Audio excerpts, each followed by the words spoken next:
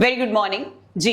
तो falcon batch वही हमारा करंट अफेयर जो हम पढ़ रहे थे लास्ट लेक्चर के अंदर, इंटरनेशनल योगा डे। तो इंटरनेशनल योगा डे और इंटरनेशनल योगा डे के साथ साथ और जो बाकी न्यूज हैं आज हमने करनी है वो कवर, और उनमें जो इंपॉर्टेंट टॉपिक हैं आपके आज के क्लास के। तो पहले तो योगा डे का लोगो जो है हमें वो करना है। योगा डे के अंदर जो लोगो दे रखा है उस लोगो का सिंबल, वो क्या चीज सिंबलाइज कर रहा है, किस चीज का इंडिकेशन माना गया। एग्जाम के अंदर ऐसे क्वेश्चन पुट होते हैं, तो पहले हम वो कवर करेंगे। उसके बाद देखेंगे वर्ल्ड एनवायरमेंट डे, एनवायरमेंट हमारा वातावरण, हम उसकी बात करेंगे। नेक्स्ट आएगा international day against drug abuse and illicit trafficking, हम ये देखेंगे। नेक्स्ट देखेंगे proclamation of emergency, most important topic, मतलब आप ये लगाओ इंडियन कॉन्स्टिट्यूशन का बेस इस टॉपिक के अंदर है, तो इसके आने के चांसेस जितने टॉपिक्स हम कर रहे हैं उनमें से कहीं ज्यादा हैं प्रोक्लेमेशन ऑफ इमरजेंसी। उसके बाद करा जाएगा साहित्य अकेडमी युवा पुरस्कार, ये कवर अप करा जाएगा। लास्ट करा जाएगा एग्जाम 4 मिशन, जहां पे आपको पता ही है कि आजकल एक मिशन चल रहा है हमारा, एक इंडियन पर्सनालिटी जो है वो इस मिशन के अंदर है। तो कहने और नाम भी उनका बड़ा फेमस हुआ है, मीम्स बन रहे हैं उनके ऊपर, रील्स बन रही हैं उनके ऊपर, तो इन सब को हम करेंगे आज कवर। तो आज का कल बेटा हमने जो लास्ट लेक्चर था हमारा उसमें हमने व्हाट इज योगा, हमने इसके ऊपर बात करी।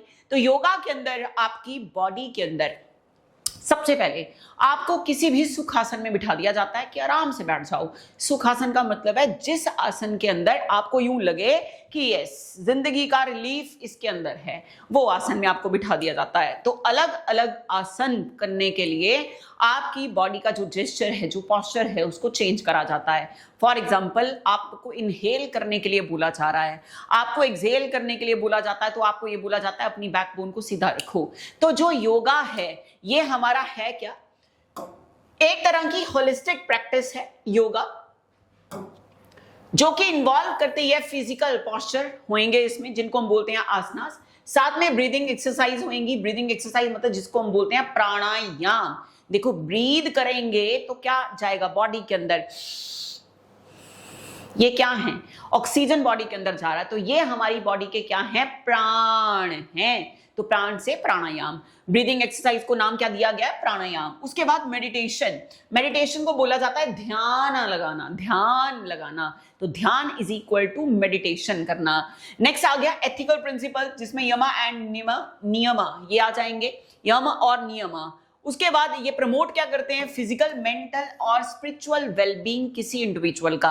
आपके ब्रेन के अंदर जो नंबर ऑफ थॉट्स आते रहते हैं उन थॉट्स को कट करने के लिए हम योगा जितना ज्यादा प्रैक्टिस करेंगे, तो जितने नेगेटिव थॉट्स, अगर नहीं भी है तो आप जनरली प्रैक्टिस भी करके देखना, जितने नेगेटिव थॉट्स आपके मन में आते हैं, ओहो एग्जाम ऐसा ना होए कहीं ये क्वेश्चन आएगा कि नहीं आएगा, ये हम कहीं ज्यादा तो नहीं पढ़ रहे हैं, ये कम तो नहीं पढ़ रहे हैं, ये सारे नेगेटिव थॉट्स हैं। और नेगेटिव थॉट्स को अगर आपने कट करना है, उसको ब्रेक कर, उस चेन को आपको ब्रेक करना पड़ता है, और उसको अगर ब्रेक करना है तो उसके लिए मेडिटेशन और योगा मस्ट है।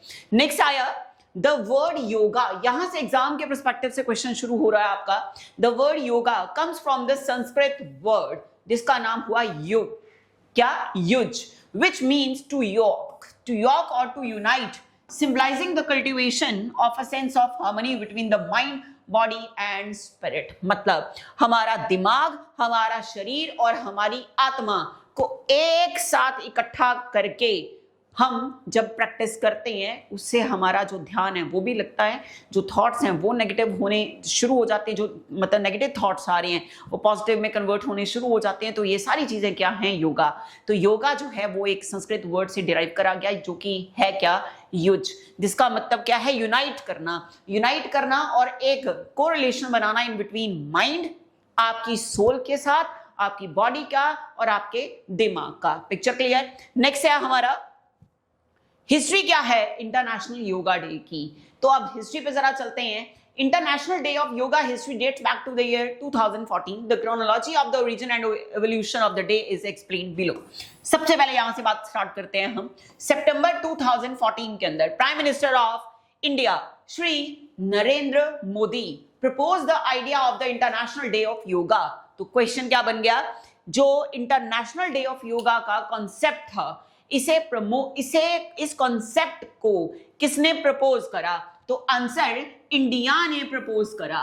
मोस्ट इंपॉर्टेंट क्वेश्चन, योगा का कॉन्सेप्ट जो है इसे प्रपोज किसने करा?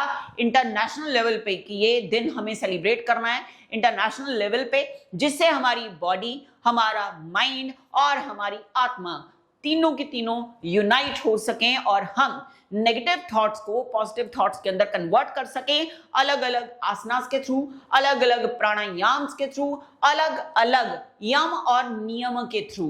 तो ये सारी बात प्रपोज करी गई। करी किसने? प्राइम मिनिस्टर ने करी। उसके बाद कहां पे करी? यूनाइटेड नेशन जनरल असेंबली के अंदर करी।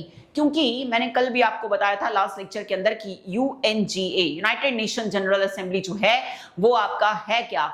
ऑर्गन ऑफ यूएनओ है। अगर आपको वर्ल्ड लेवल पर इंटरनेशनल डे को सेलिब्रेट करवाना, कोई इंटरनेशनल लेवल की चीज सेलिब्रेट करवानी, तो इट मींस यूएन के अंदर जो उनके मेंबर्स हैं उनके थ्रू अगर वहां तक बात पहुंचानी है तो आपको वो बात यूएन के अंदर करनी पड़ेगी।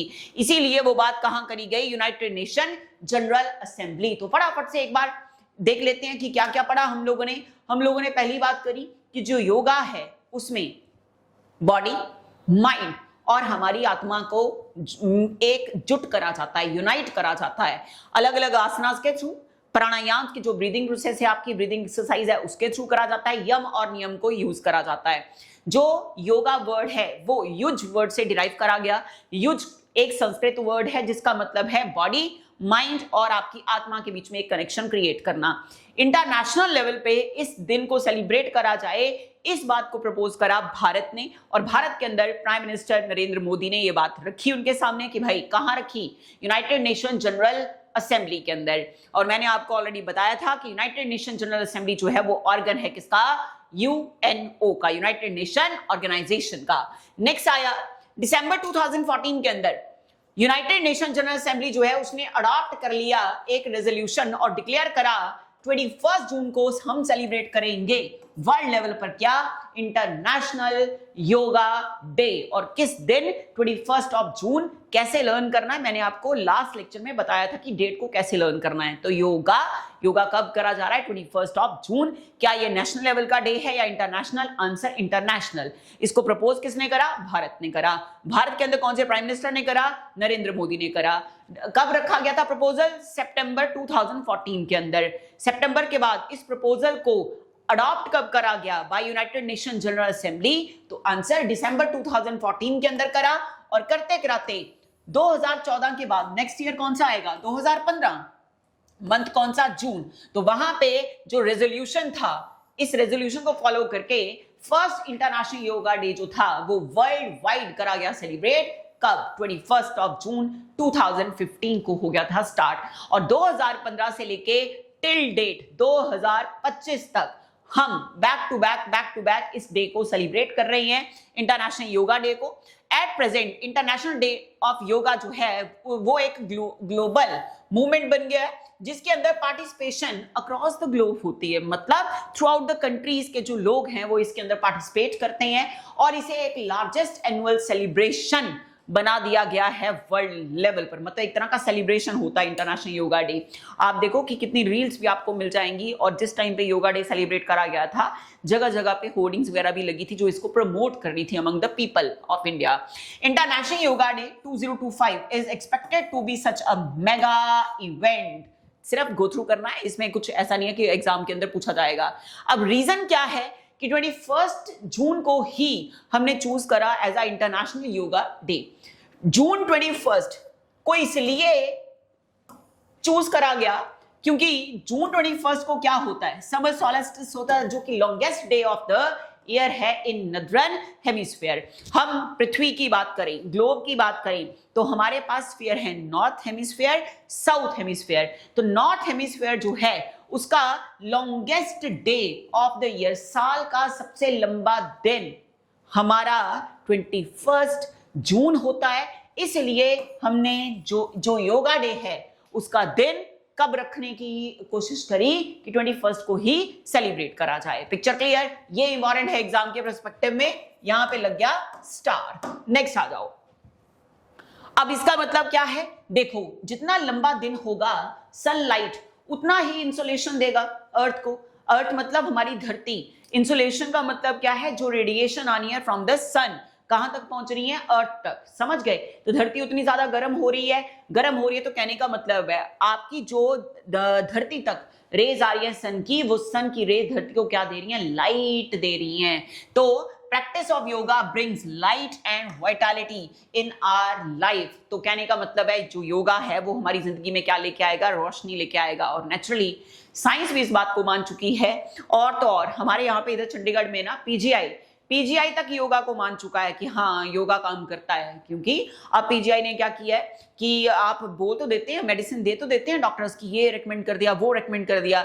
पेशेंट आता है ना जब हमारे पास, तो हम उसको स्पेशली लिख के देते हैं कि हाँ भाई जाओ, अब योगा में भी जाओ, आपको योगा सेशन लगाने पड़ेंगे। और तकरीबन उसमें केस इनफर्टिलिटी के केसेस ज्यादा हैं, अपना जो गायनी के इश्यूज हैं वो ज्यादा हैं, और उन लेडीज को बोला जाता है कि आप योगा प्रैक्टिस करो। तो मेरी आप लोगों से भी मैं यही बात बोलूंगी कि आप चाहे मेल हैं चाहे फीमेल हैं, डजंट मैटर, बट आपको योगा करना चाहिए। क्योंकि योगा आपकी बॉडी को बेटा, मतलब आप ये देखो ना, आप मेरे कहने पे 1 मंथ योगा करके देखो, उसके बाद आप अपनी पढ़ने की कैपेबिलिटी देखना, इतना माइंड शार्प हो जाएगा ना, जो चीज पढ़ाऊंगी वो ऐसे ऐसे दिमाग में जाएगी। 1 मंथ प्रैक्टिस करके देखो, ठीक है। चलो नेक्स्ट आ जाओ, एम और ऑब्जेक्टिव क्या है इंटरनेशनल योगा डे के। अब कुछ एम्स हम इसकी बात कर लेते हैं। सबसे पहला ग्लोबल अवेयरनेस, अब योगा को प्रैक्टिस करके लोगों को अवेयर करना, वो भी ग्लोबली, पूरे वर्ल्ड के अंदर।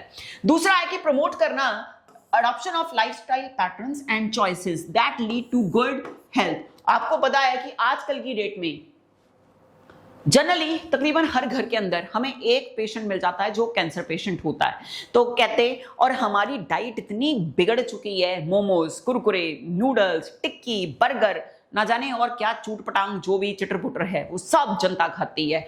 और जिस टाइम पे, मतलब मैं आपको अपनी लाइफ का एक्सपीरियंस बताऊं ना, जिस टाइम पे हम लोगों का प्रैक्टिस चल रहा था, तो उस टाइम पे एक पोस्टमार्टम के लिए एक बॉडी आई। तो जब वो बॉडी आई ना, तो मतलब जो हमारे सीएमओ थे, तो सीएमओ ने बोले कि ऑपरेट करना है इसका, तो चलो जी, हम जूनियर सारी टीम अंदर घुसी पड़ी है उधर, तो लगे उसका पोस्टमार्टम करने। अब पोस्टमार्टम और डेथ आप ये लगा लो 3 या 4 घंटे पहले हुई थी। भाई उसकी इंटेस्टाइन निकाली, और आप ये देखो, कहते उसके घर वालों ने बोला, कहते एज ज़्यादा नहीं होगी, 40 to 45 के आसपास एज थी। और फैमिली मेम्बर्स ने बोले कि मतलब ये जो मोमोज है ना बहुत ज़्यादा कहते खाते थे, और ये कुरकुरे कहते बिल्कुल नहीं छोड़ते थे, बहुत सारा, मतलब 44-45 की एज थी। तो मोमोज, कुरकुरे, और ये अपना क्या होते हैं यार, एक छोले भटूरे, ठीक है। तो कहते हैं छोले भटूरे, तो मतलब ये कि एक दिन छोड़ के ये खाते थे छोले भटूरे।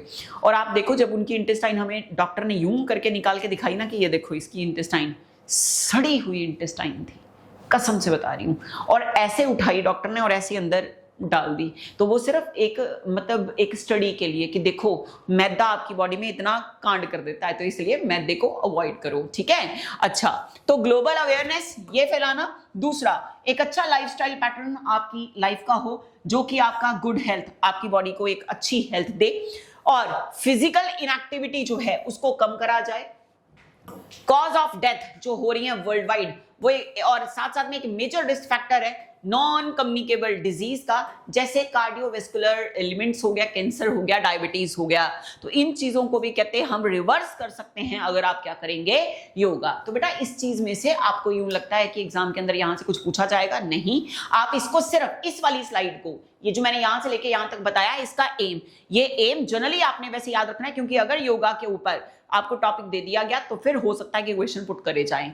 अदरवाइज इस स्लाइड को आपने सिर्फ गो थ्रू करना है कि क्या क्या बातें बोली हैं। अब मोस्ट इंपॉर्टेंट एग्जाम पर्सपेक्टिव से, logo of international yoga day. International yoga day का लोगो क्या है?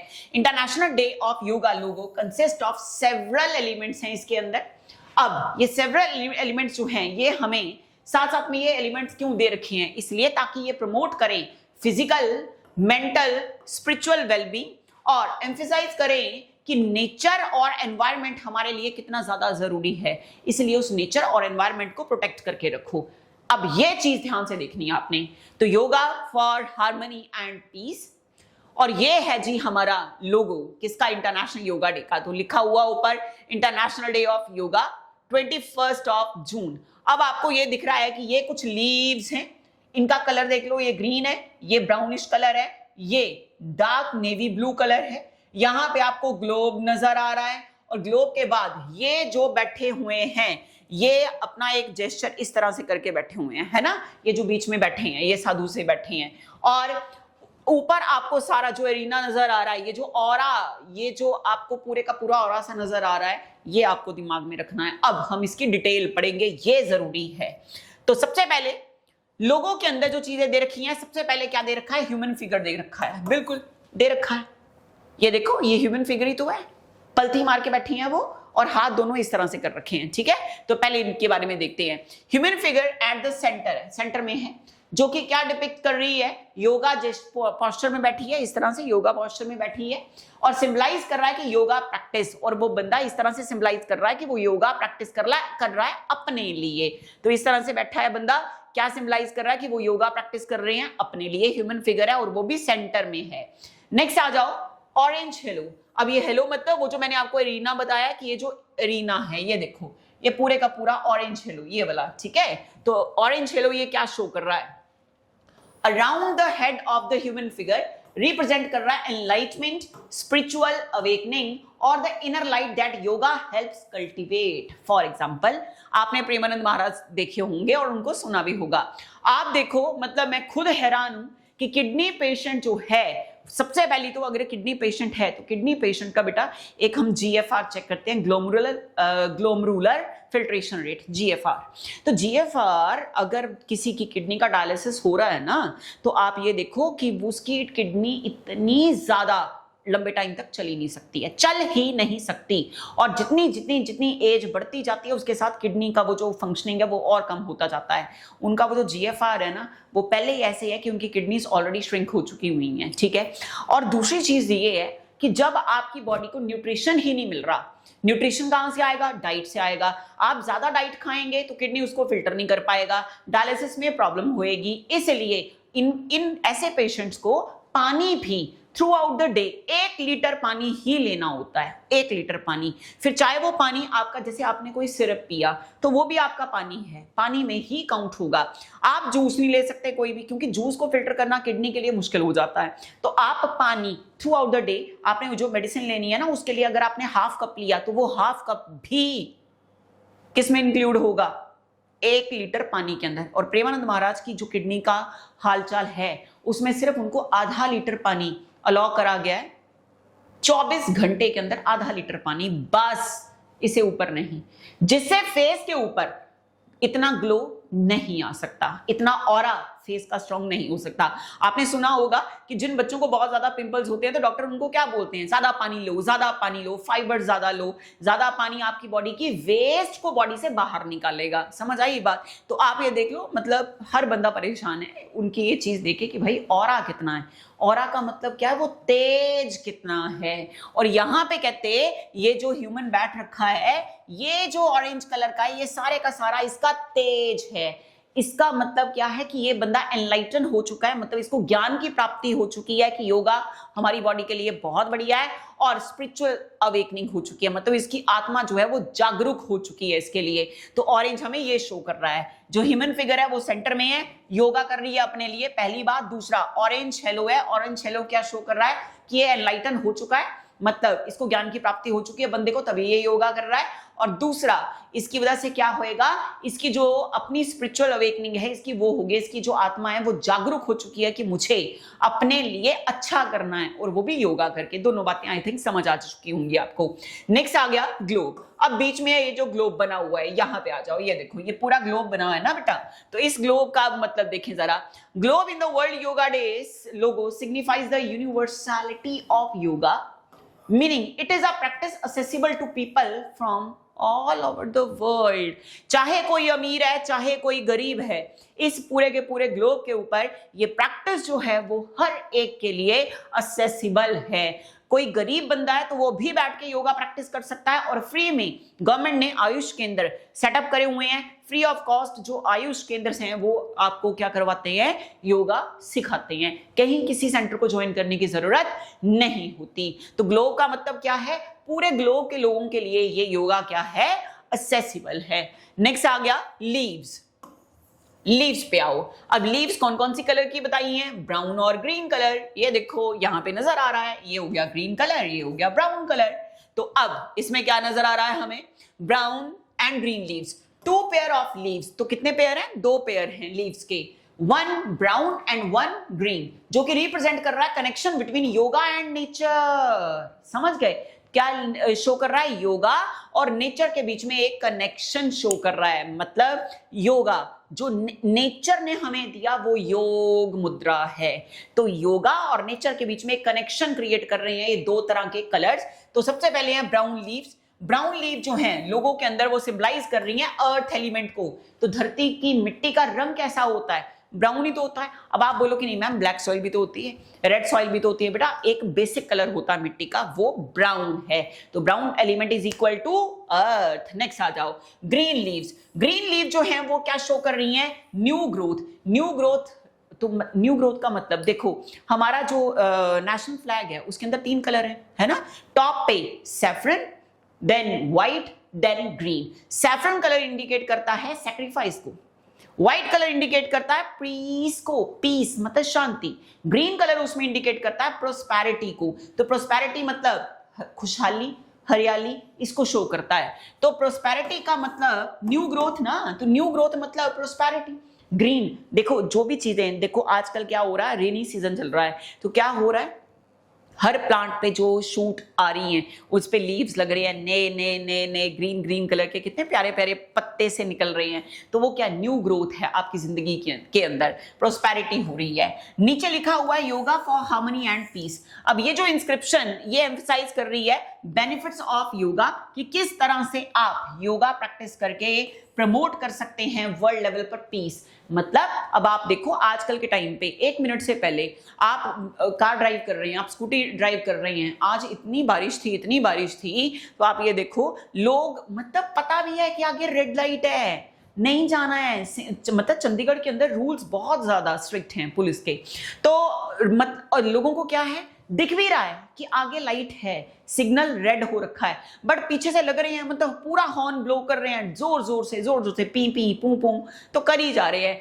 अब बंदा गुस्से में आके क्या बोलेगा? गुस्से में आके बस यही है कि हाथ अपना बाहर निकाला और सीधा बोले भाई उड़ के चला जा। मेरे जैसा बंदा तो यही करता है कि उड़ के चला जा, जा जा कहां जाना, आगे लाइट, आंटी तेरी लाइट लगी हुई है। तो यही चीज यहां पे भूली गई है कि जो योगा है ना, अगर योगा आप कर रही हैं तो लोगों में ना एक पेशेंस होगा। और होता क्या है, मान लो कई बार ऐसा होता है कि आगे हमारे कोई जा रहा है, ऑटो वाले और ये अपना बस वाले, इनसे तो हमेशा बच के चलाना, हमेशा। नो डाउट कि गर्ल्स बहुत ज्यादा बदनाम है कि हम बंदियों को आता नहीं है कुछ भी चलाना, हम सामने वालों को उड़ा देती हैं कि हम पापा की परियां हैं, ऐसा बोला जाता है। लेकिन भाई सारी पापा की परियां नहीं होती हैं, जिनको चलाना आता भी है उनको ये नहीं बख्शते। ऑटो वाले कहीं से भी निकल जाएंगे, बस वाले इनको ये होता है कि हमने सबसे पहले पहुंचना है, मतलब ये अपनी धुन में होते हैं, ना जाने मगन कैसे। तो कहते हैं उससे होगा क्या, योगा आप करेंगे तो आप में पेशेंस आएगा, पेशेंस और गुस्सा कम आएगा। अगर पेशेंस आपके अंदर आ गया, पेशेंस साथ में गुस्सा कम आना शुरू हो गया, तो क्या होगा, प्रमोट होएगा एक तरह का पीस वर्ल्ड लेवल पे। हर बंदा को एक दूसरे को गाली गलौज नहीं करेगा। डन, चलो नेक्स्ट आ जाओ। अब इस पे आओ, फटाफट से इसको वाइंड अप करते हैं। तो हमने बोला 2 पेयर ऑफ लीव्स हैं, एक क्या है ग्रीन और दूसरी क्या है ब्राउन। ब्राउन क्या इंडिकेट कर रही है, जल्दी बताओ, ब्राउन क्या इंडिकेट कर रही है? मैंने बोला है ब्राउन कलर किसका होता है, मिट्टी का, तो मिट्टी को, सॉइल को इंडिकेट कर रही है, मतलब अर्थ को इंडिकेट कर रही है।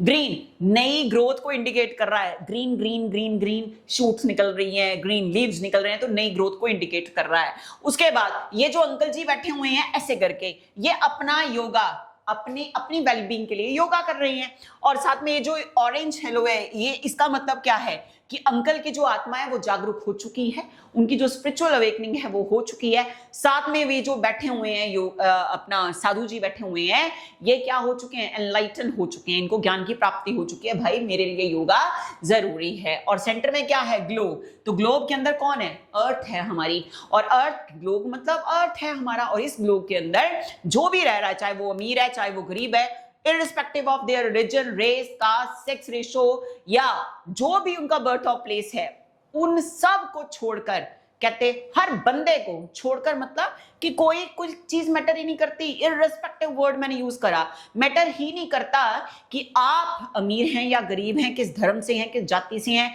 गोरे हैं, काले हैं, टॉल हैं, शॉर्ट हैं, हर बंदा क्या कर सकता है, योगा कर सकता है। तो ये हमारा पूरे का पूरा हो गया कंप्लीट। नीचे लिखा हुआ yoga for harmony and peace. Yoga करेंगे तो आपके अंदर पेशेंस होगा, आपका दिमाग शांत रहेगा और दूसरों का दिमाग आप ज्यादा खराब नहीं करेंगे। तो ये हो गया हमारा कंप्लीट सिंबल। बस अब डरने की जरूरत नहीं है आपको। नेक्स्ट आ जाओ।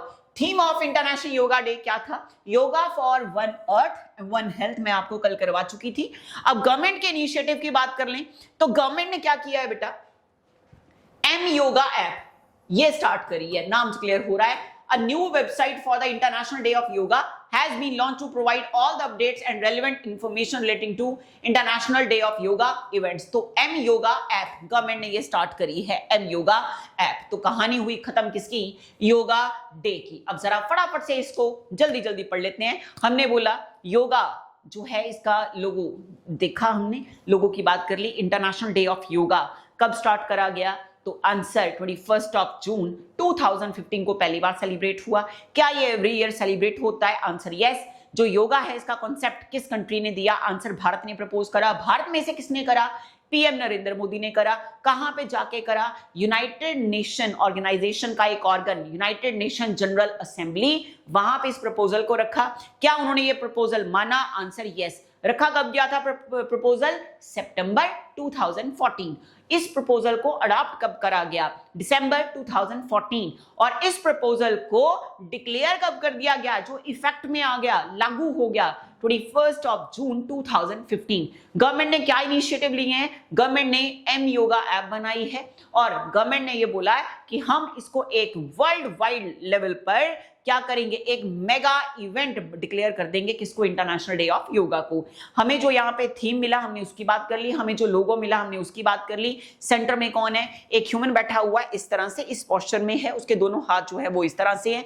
ऊपर ग्रीन लीव्स हैं, नीचे धरती की तरफ ब्राउन लीव्स हैं। तो ध्यान रखना है, ऊपर ग्रीन लीव्स हैं, नीचे ब्राउन लीव्स हैं। तो नीचे नीचे मतलब अर्थ, तो ब्राउन लीव्स इंडिकेट कर रही हैं अर्थ, सिंबल अर्थ को सिंबलाइज कर रही हैं, और जो आपकी ग्रीन है वो न्यू ग्रोथ को सिंबलाइज कर रही हैं। येलो हेलो जो है तो वो ऑरा जो है वो क्या कर रहा है कि एक जो ह्यूमन बीच में बैठा है उसकी आत्मा अवेक हो चुकी है और उसको क्या हो चुका है, एनलाइटन वो हो चुके हैं। इंटरनेशनल डे ऑफ योगा हुआ कंप्लीट, डन। चलो नेक्स्ट आ जाओ, वर्ल्ड एनवायरनमेंट डे। तो वर्ल्ड एनवायरनमेंट डे, तो एनवायरनमेंट मतलब हमारा पर्यावरण, 5 जून को करा गया सेलिब्रेट। ओरिजिन हुआ इसका 1972 के अंदर by United Nation General Assembly to mark the first day of Stockholm conference on the human environment. अब यहाँ पे 2 क्वेश्चन इंपॉर्टेंट है। सबसे पहले एनवायरनमेंट। अब ये जो एनवायरनमेंट है, मेरे को ये बताओ किसकी ड्यूटी बनती है? हम सबकी ड्यूटी बनती है। चलो हम सब मिलकर ये शपथ, ऐसे बोलते हैं ना मूवी में, ऐसे ही जैसे सिंघम करता था, मैं ये शपथ लेता हूं, सिंघम या बाहुबली, मैं ये शपथ लेता हूं कि मैं भारत को ऐसा ऐसा ऐसा जो भी है। इतनी मूवीज में देखती नहीं, मैंने उसका ट्रेलर देखा था तो मैंने ऐसे ऐसे उसको करते हुए देखा था। तो अगर ऐसे ऐसे कर रहा है इसका मतलब क्या होता है? ओथ लेना। कितने लोग ओथ ले रहे हैं? ये कितनी फिंगर्स हैं? 5। तो इसका मतलब क्या होता है? यूनिटी है। यूनिटी मतलब 5 उंगलियां। हम ये ओथ लेते हैं, हम अपने इस पूरे के पूरे एनवायरनमेंट को बचाएंगे। हमने ये ओथ लिया। कितने दिन है? 5 जन हैं। कितने जन हैं? 5 जन हैं। तो 5 जन मतलब 5 जन नहीं है, जून है। 5 जून, 5 जून को सेलिब्रेट करेंगे हम एनवायरनमेंट डे। हम ये ओथ लेते हैं कि हम क्या करेंगे? अपने एनवायरनमेंट को बचाएंगे। तो 5 जून वर्ल्ड एनवायरनमेंट डे।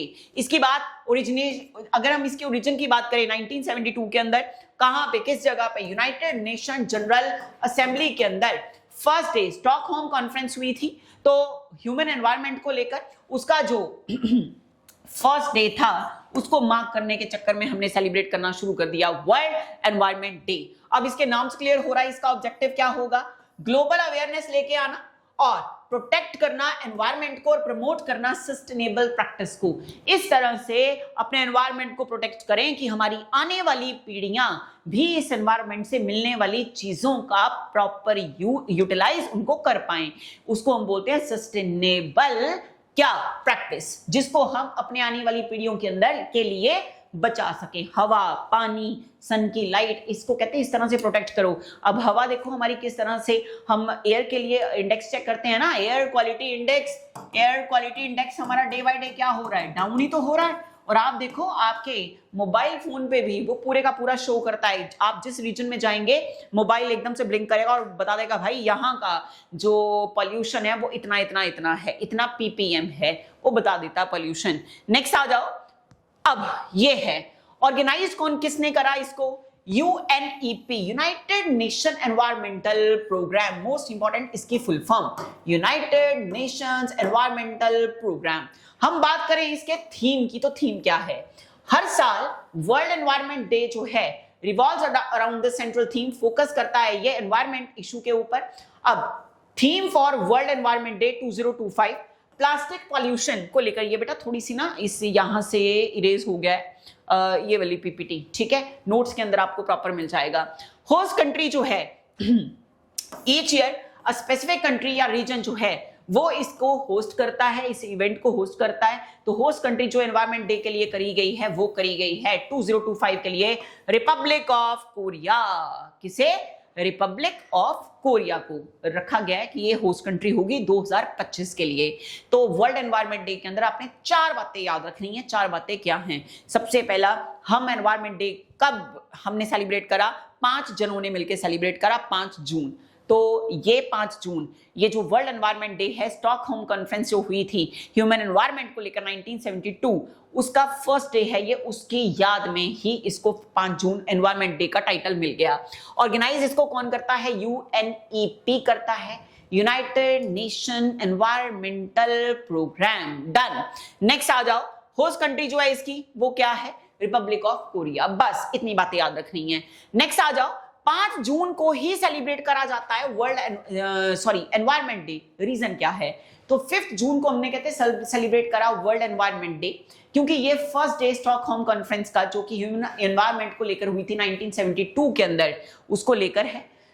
ये कॉन्फ्रेंस जो है ये एक लैंडमार्क इवेंट है जिससे government officials, scientist, environmental activist और अराउंड द वर्ल्ड डिस्कस करते हैं कि किस तरह से जो ग्रोइंग कंसर्न्स हैं हमारे एनवायरमेंटल डिग्रेडेशन को लेकर वो कौन कौन से हैं। तो सब मिल बांटकर एक ही छत के नीचे ये डिस्कशन करते हैं कि हमारा एनवायरमेंट को हम किस तरह से प्रोटेक्ट कर सकते हैं, जो हमारा एनवायरमेंट डिग्रेड हो रहा है उसको हम किस तरह से प्रोटेक्ट कर सकते हैं। और 5 जून हमने इसलिए क्योंकि स्टॉकहोम कॉन्फ्रेंस जो ह्यूमन एनवायरमेंट को लेकर हुई थी 1972 में, उसका फर्स्ट डे जो था वो 5 जून था, इसलिए हम इसको सेलिब्रेट करते हैं 5 जून को, वर्ल्ड एनवायरमेंट डे। तो हमारे पास इंटरनेशनल योगा डे कंप्लीट हो गया। कब सेलिब्रेट करा हमने इंटरनेशनल योगा डे, 21 जून। वर्ल्ड एनवायरमेंट डे हमने कब सेलिब्रेट करा, 5 जनों ने मिलकर 5 जून। डन, आगे बढ़े। नेक्स्ट आ गया international day against drug abuse and illicit trafficking. Most important चीज, अब एक एक बात सुनते हैं इसकी जरा। India effort for drug abuse and illicit trafficking, the National Action Plan for Drug Demand Reduction,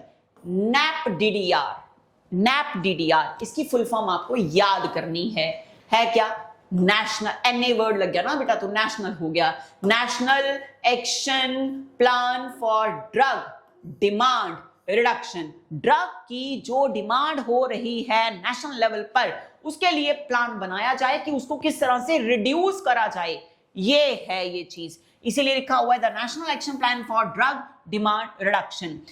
अब ड्रग फ्री इंडिया और कहते हैं लोगों के बीच में एजुकेशन फैलाना, कैपेसिटी बिल्डिंग करना, एविडेंस बेस्ड इंटरवेंशन करना, ये हम देखेंगे।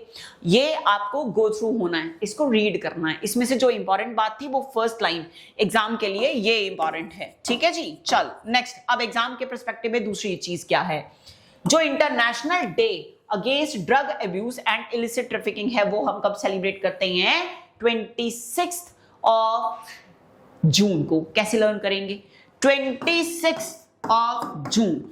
अब मेरे को यूं नहीं लगता कि आप में से हिंदी किसी को नहीं आती होगी, सबको आती होगी, है ना। तो क्या लिखा हुआ है, 26 जून।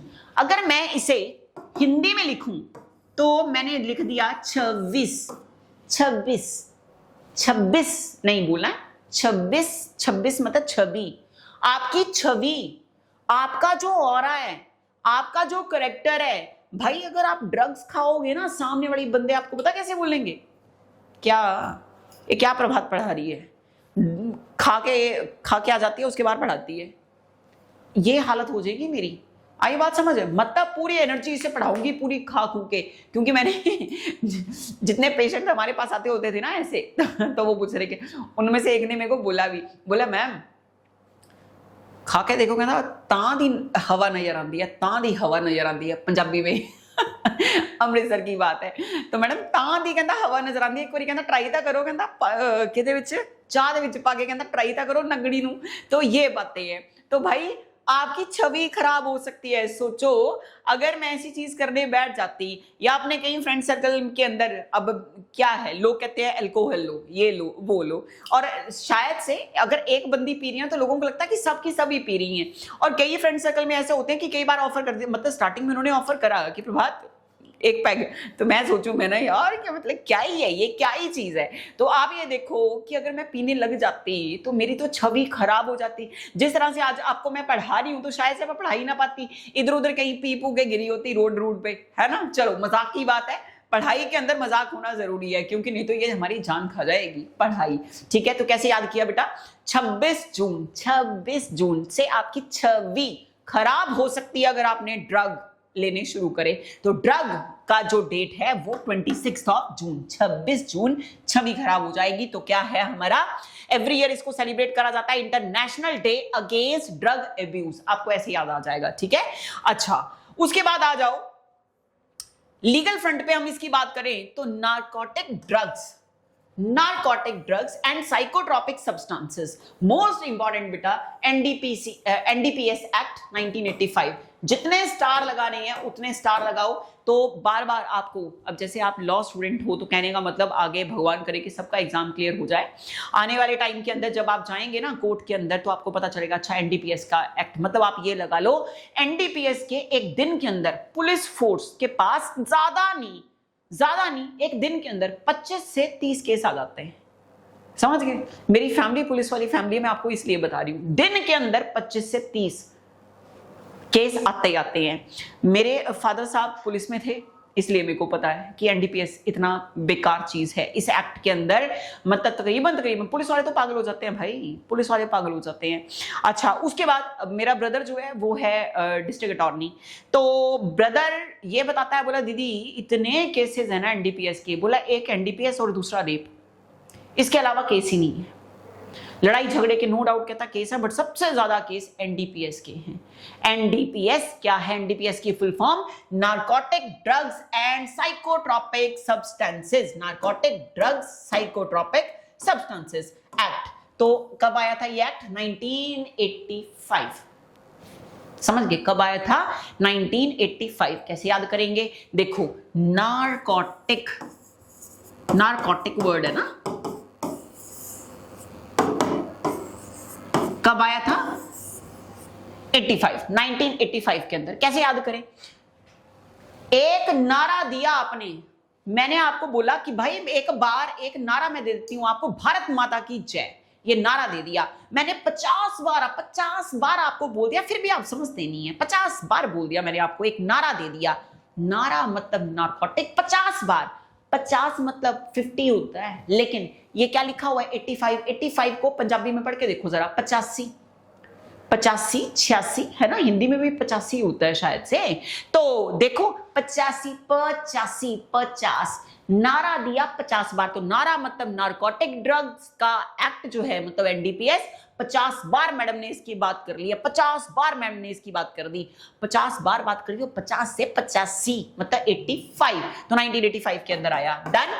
अच्छा अब ये करता क्या है, इस एक्ट के अंदर एनफोर्स करा जाता है, प्रोवाइड करा जाता है stringent punishment for drug related offence, जिन्होंने ड्रग से रिलेटेड अपराध करे हैं, कांड करे हैं, जो बेच रहे हैं या जो पकड़े गए हैं ड्रग्स बेचते हुए, उनको कहते दी जाती है इसके अंदर पनिशमेंट। ये अलाउ करता है कि ऐसे बंदे की जो प्रॉपर्टी है उस सारी की सारी प्रॉपर्टी को जब्त कर लिया जाए और derive from a person involvement in illicit, और उस बंदे को अगर उसकी भाई प्रॉपर्टी सारी सीज कर ली जाएगी, तो कहने का मतलब है सामने वाले बंदे जो और कर रहे होंगे कांड, उनको तो बचाया जा सकता है ना, क्योंकि उनको होगा भाई जितना हमने अर्न करा आज तक वो तो सब कुछ हमारा लपेटा जाएगा। नेक्स्ट आ गया, द गवर्नमेंट जो है वो इसके अंदर कोलैबोरेट करती है स्टेट गवर्नमेंट के साथ, एनजीओ के साथ, इंटरनेशनल ऑर्गेनाइजेशन जैसे UNODC to strengthen monitoring, border control and data sharing, कि हमारे साथ डेटा शेयर करो, कौन कौन लोग आपसे ये चीजें लेते हैं, फिर उनका पूरे का पूरा ट्रैक होता है, वो सारे ट्रैक को हम देखेंगे। तो इसको आपने गो थ्रू करना है। ये बात याद रखनी है। यहां से एग्जाम के पर्सपेक्टिव से एक ये क्वेश्चन हो गया और दूसरा हो गया ये वाला क्वेश्चन, इसको आपने दिमाग में रखना है, बाकी सारा गो थ्रू करना है एक बार। नेक्स्ट आ जाओ। अब जो इनिशिएटिव लिए गए हैं वो क्या है? नशा मुक्त भारत अभियान। भारत को नशा मुक्त बनाना है, तो नशा मुक्त भारत अभियान, इसके लिए इनिशिएटिव हो गया, जिसके अंदर यूथ पार्टिसिपेशन करवाई गई, community outreach and digital platform बनाए गए ताकि अवेयरनेस फैलाई जाए लोगों के बीच में और रिड्यूस करा जाए इसके स्टिग्मा को। नेक्स्ट आ गया, first most popular drug in India. Bharat के अंदर वो कौन सी पॉपुलर ड्रग है? फर्स्ट पॉपुलर ड्रग कौन सी थी भारत के अंदर? तो answer alcohol being the most common psychoactive substance, it is consumed by 14.6% of Indians. हमारे इंडियंस इतने पीते हैं, समझ गए। और कौन सी 10 से लेके 75 ईयर तक की एज के जो बंदे हैं वो इतने परसेंट हैं जो एल्कोहल लेते हैं। और इसके अलावा साथ साथ में बाकी ड्रग्स का भी यूज होता है, लेकिन एल्कोहल का कितना यूज हो रहा है? 14.6% के आसपास। नेक्स्ट आ जाओ, why is June 26 celebrated? Drug के लिए, against the drug abuse and illicit trafficking के लिए। The day was established bye United nation in 1987 and highlights global daring cooperation and strategy to prevent of prevention toward the creation of a better drug less society। तो आपने इसमें क्या याद रखना है कि जो आपका जून 26 है वो आपका यूनाइटेड नेशन ने फर्स्ट टाइम कब एस्टैब्लिश करा? 1987। बाकी आप सिर्फ रीड कर सकते हैं, सिर्फ ये पॉइंट एक एग्जाम के लिए इस पॉइंट को आपने लर्न करना है। नेक्स्ट आ जाओ, which state in India is number 1 in drugs? Bharat के अंदर कौन सी ऐसी स्टेट है जो ड्रग्स के अंदर नंबर 1 है? अब यूपी की बात करें, top lead India on drug related offence and consequently records the greatest number of NDPC act cases on a regular base पे।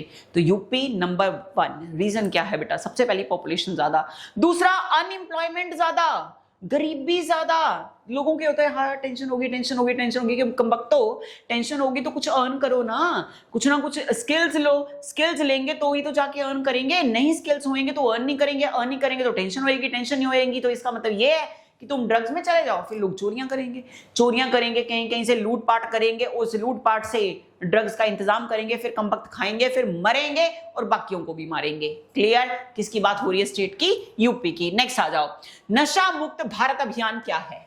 व्हाट इज नशा मुक्त भारत अभियान? नशा मुक्त भारत अभियान एक फ्लैगशिप कैंपेन है इंडिया का against drug, initiated on date of independence 15 अगस्त 2020 in 272 districts considered highly vulnerable to drug menace, now extended to whole of India। तो कहने का मतलब क्या हुआ? जो नशा मुक्त भारत अभियान है उसका वो है क्या बेटा?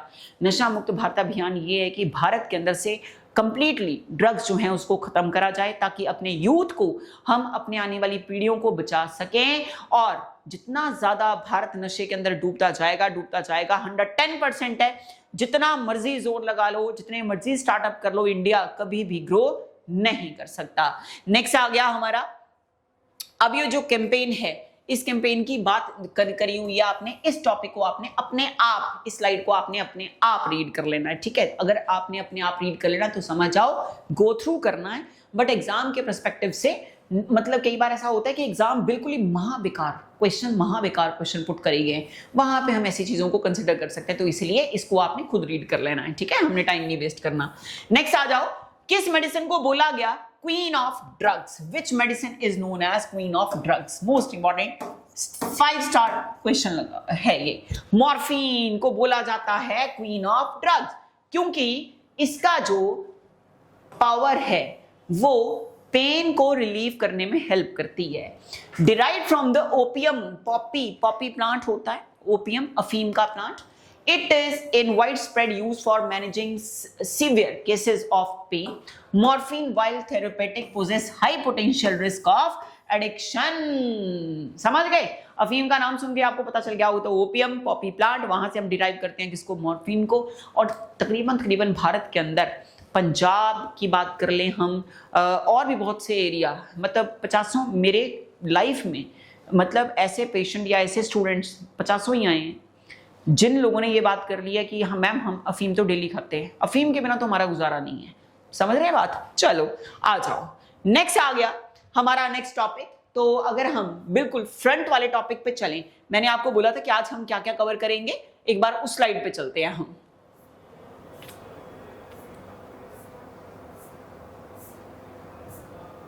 हाँ जी, योगा डे कर लिया आपने सेलिब्रेट? बिल्कुल कर लिया।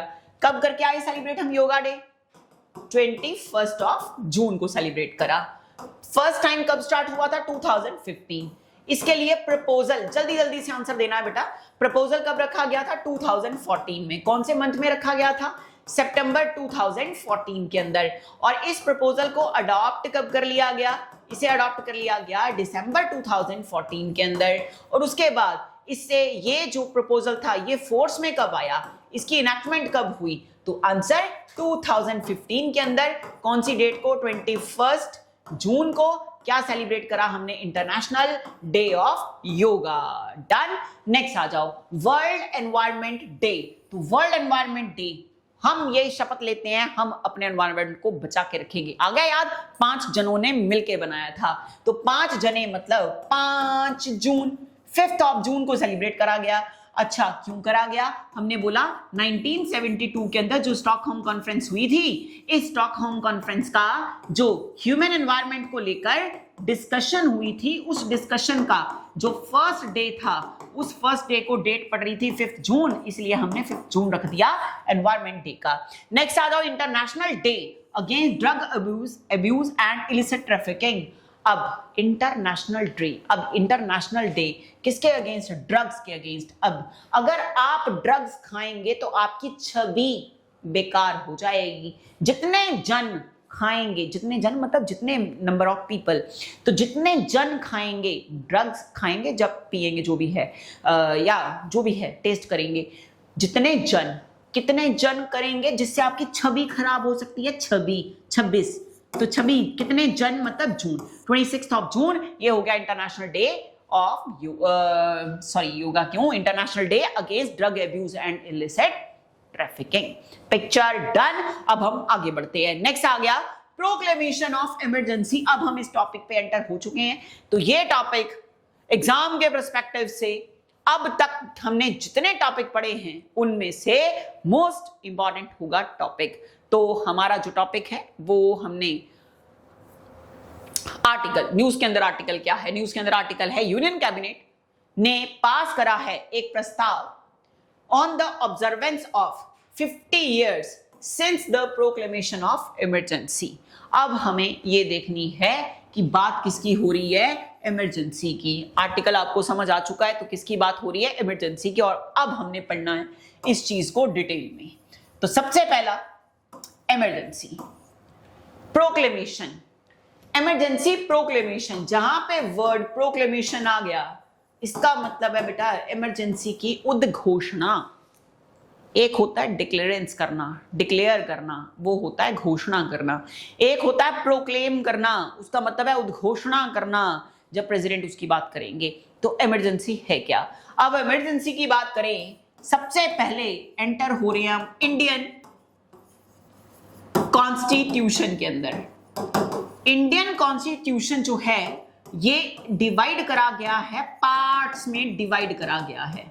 अब इस कॉन्स्टिट्यूशन के अंदर टोटल जो पार्ट्स हैं, हमारे भारत के कॉन्स्टिट्यूशन के अंदर टोटल पार्ट जो हैं वो हैं 25।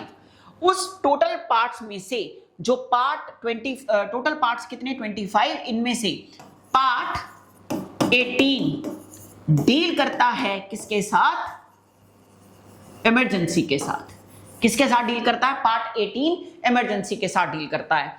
पार्ट 18 के अंदर जो आर्टिकल फॉल कर रहे हैं,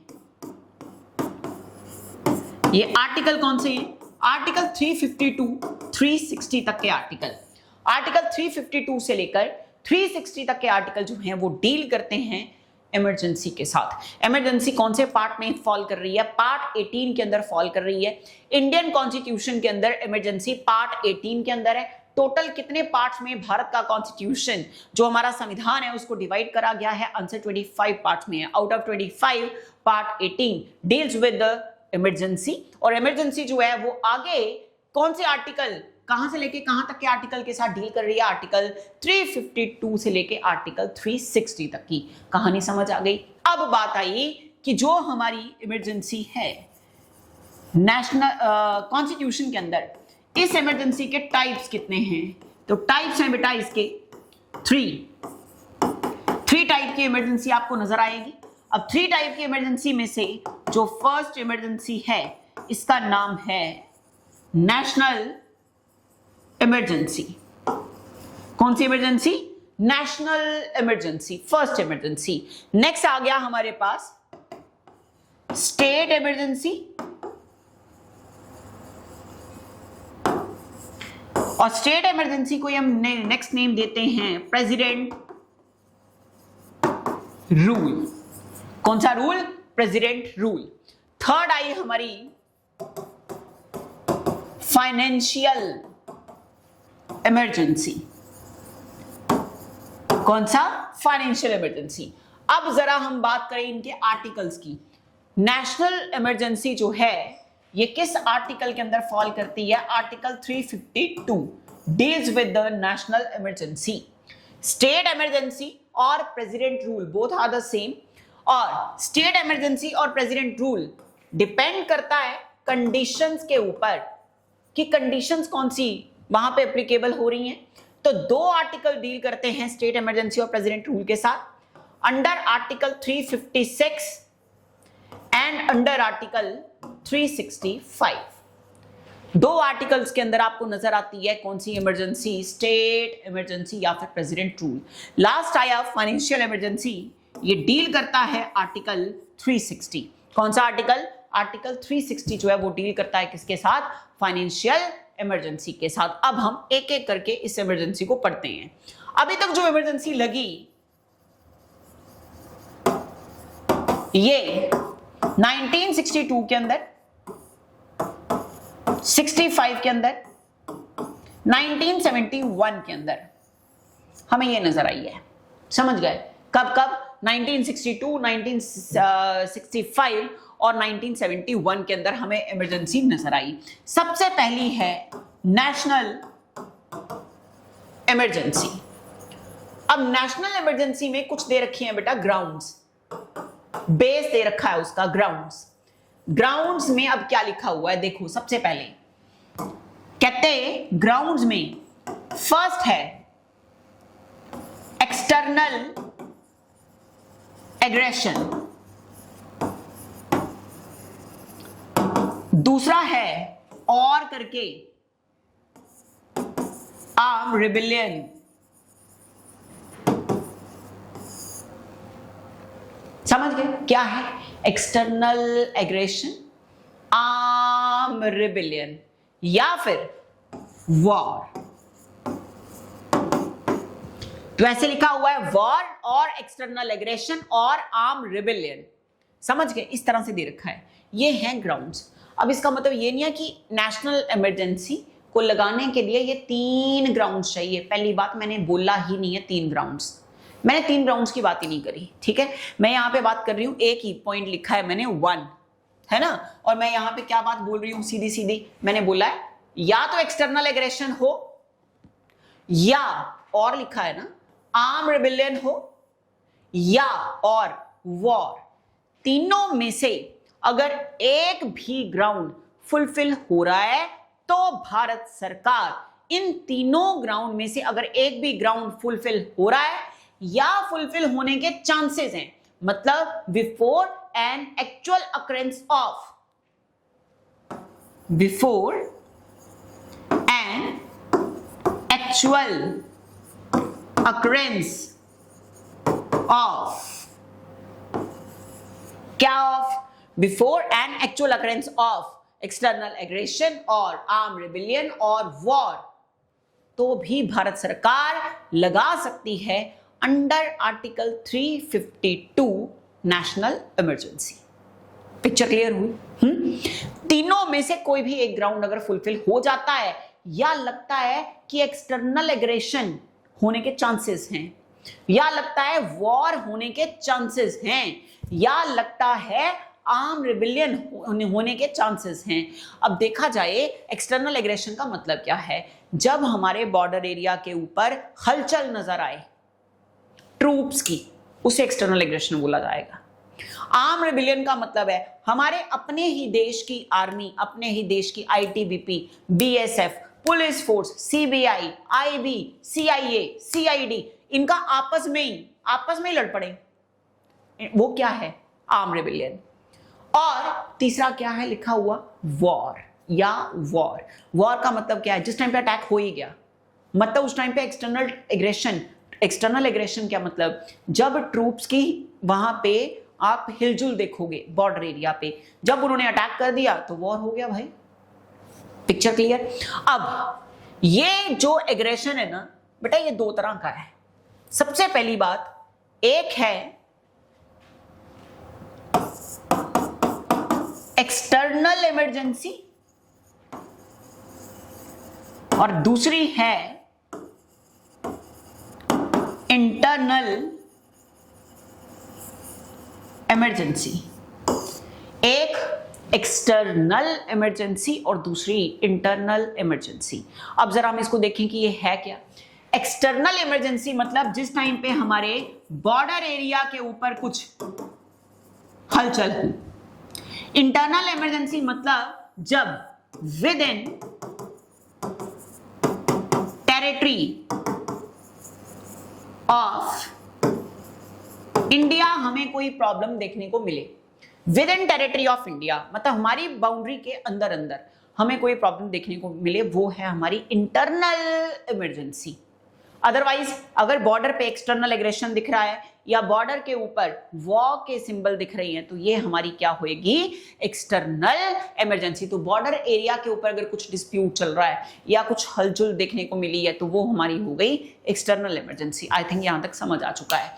और अब मैंने क्या बोला कि क्या बिफोर एन एक्चुअल अकरेंस, मान लो अभी एक्सटर्नल एग्रेशन चांसेस हैं वहां पे एग्रेशन होने के या वॉर होने के चांसेस हैं, तो क्या इससे पहले इमरजेंसी लगाई जा सकती है? आंसर यस, लगाई जा सकती है। आगे बढ़े, नेक्स्ट आ जाओ।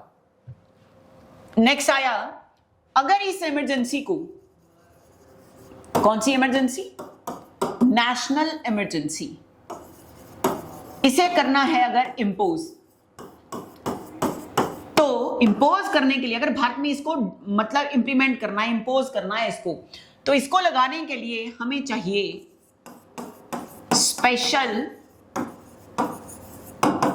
Majority of both house of parliament.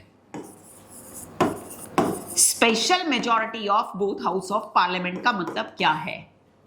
Lok Sabha और राज्यसभा, पहले मतलब लोकसभा के टोटल मेंबरशिप जो हैं, उस टोटल मेंबरशिप का 2/3 साइन करें पेपर के ऊपर, तब इमरजेंसी लगेगी। फिर राज्यसभा सेपरेटली उसको 2/3 टोटल मेंबरशिप का 2/3 से साइन करे, तब लगेगी इमरजेंसी। उसे हम बोलते हैं बेटा special majority of both house of parliament. तो क्वेश्चन भी पुट होता है कि नेशनल इमरजेंसी अगर हमने इंपोज करनी है, तो उसको इंपोज करने के लिए कौन सी मेजॉरिटी ऑफ पार्लियामेंट चलेगी? स्पेशल चलेगी या इसके अलावा कुछ और चलेगी? तो आंसर स्पेशल मेजॉरिटी चलेगी। नेक्स्ट आ गया, इस इमरजेंसी को पास करना है बोथ हाउस ने, तो बोथ हाउस के पास कितना टाइम होगा इस इमरजेंसी को, मतलब जिस दिन से ये इमरजेंसी इशू करी गई? तो from the date of its issue within 1 month, जिस दिन से इस इमरजेंसी को इशू करा जाएगा उसके 1 महीने के अंदर अंदर both house of parliament, it means Lok Sabha as well Rajya Sabha, दोनों से ये पास हो जाए। इस इमरजेंसी जब ये पास हो गई तो इसको इंप्लीमेंट कर दिया जाएगा, और इसे इंप्लीमेंट करेंगे कौन? President of India. इंप्लीमेंट कौन करेंगे? भारत के राष्ट्रपति। तो किस आर्टिकल के अंदर? आर्टिकल 352 के अंदर। अब मान लो कि आपका जो नेशनल इमरजेंसी है, किसी जैसे चंडीगढ़ है, चंडीगढ़ या फिर आपका, हम पूरा भारत ले लेते हैं, क्या नेशनल इमरजेंसी किसी छोटे से छोटे गांव में भी लग सकती है? चंडीगढ़ सेक्टर्स में डिवाइड है, क्या किसी एक आध सेक्टर में भी लग सकती है? Answer yes. ध्यान रखना इस चीज का, नेशनल इमरजेंसी जो है ये any part of India, India के किसी भी पार्ट पर लग सकती है, छोटे से छोटा पार्ट से लेकर बड़े से बड़े पार्ट तक। Picture clear? अब मान लो हालात सुधर गए और नेशनल इमरजेंसी की जरूरत नहीं है, अब इस नेशनल इमरजेंसी को रिवॉक करना पड़ेगा। तो अगर नेशनल इमरजेंसी को करा जाएगा रिवॉक, मतलब जरूरत नहीं है, हटानी है, तो इसको हटाने के लिए कौन सी मेजॉरिटी चाहिए? Answer simple majority. Simple majority का मतलब होगा जो भी total membership of that particular house होगा, टोटल मेंबरशिप ऑफ हाउस होगा, उसका 50% प्लस 1। फॉर एग्जाम्पल, मान लो हाउस के अंदर 600 मेंबर्स हैं, मान लो, सच में है नहीं इतने, सिर्फ हम अजम्पशन ले रहे हैं। मान लो 600 मेंबर्स हैं, तो इसका 50% कितना हो गया बेटा? 300 ना। तो 300 के अंदर प्लस कितने करने हैं? 1। तो ये क्या बन गया? 301। ये कौन सी मेजॉरिटी हो गई? कहां गई? यहां गई, सिंपल मेजॉरिटी। Picture clear? सारी बात समझ आ गई? क्या बोला मैंने? सबसे पहली बात ये बोली मैंने कि भाई जो आपका नेशनल इमरजेंसी है, उस नेशनल इमरजेंसी को हम लगाते हैं अंडर आर्टिकल 352। पहली बात है ना, किस आर्टिकल के अंदर? अंडर आर्टिकल 352 के लगेगी नेशनल इमरजेंसी। उसके बाद हमने क्या बोला? नेशनल इमरजेंसी अगर लगानी है तो लगाने के लिए आपको मेजॉरिटी कौन सी जाएगी? कौन सी मेजॉरिटी जाएगी? आंसर सिंपल या स्पेशल? स्पेशल। हटानी है तो कौन सी मेजॉरिटी नेशनल इमरजेंसी के लिए को हटाने के लिए? Simple majority. डन? बात समझ आ गई? पिक्चर क्लियर है? चलो नेक्स्ट आगे बढ़ते हैं। नेक्स्ट आया अब हमारे पास स्टेट इमरजेंसी। State emergency. अब स्टेट इमरजेंसी की अगर हम बात करें तो स्टेट इमरजेंसी को हम कैसे देखें? ये तो आई थिंक आप कर ही लेंगे ना, तो मेरे को स्लाइड चाहिए, तो मैं इस स्लाइड का कर लूंगी यूज। ओके, और मैं अब करेंगे हम लोग स्टेट इमरजेंसी। पूरे टॉपिक को बेटा ध्यान से देखना। देखो, टॉपिक समझाने का फायदा तभी है अगर तुम लोग कुछ रिस्पॉन्स दोगे, अदरवाइज तो मेरे को पता ही नहीं चलना है कि आपको समझ आ रहा है या नहीं आ रहा है ना। तो ये टॉपिक वैसे भी मतलब बहुत लेंथी टॉपिक है, तो मेरी ये कोशिश रहेगी कि इस टॉपिक को फिर हम नेक्स्ट क्लास में कवर कर लेते हैं। स्टेट इमरजेंसी हम फिलहाल के लिए, अभी के लिए, आज के लिए हम छोड़ेंगे। नेक्स्ट लेक्चर के अंदर, अभी मैंने आपको नेशनल इमरजेंसी बता दिया, तो नेक्स्ट लेक्चर के अंदर हम करेंगे स्टेट इमरजेंसी। Picture clear? चलो मिलते हैं फिर नेक्स्ट लेक्चर के अंदर। Goodbye, Radhe Radhe.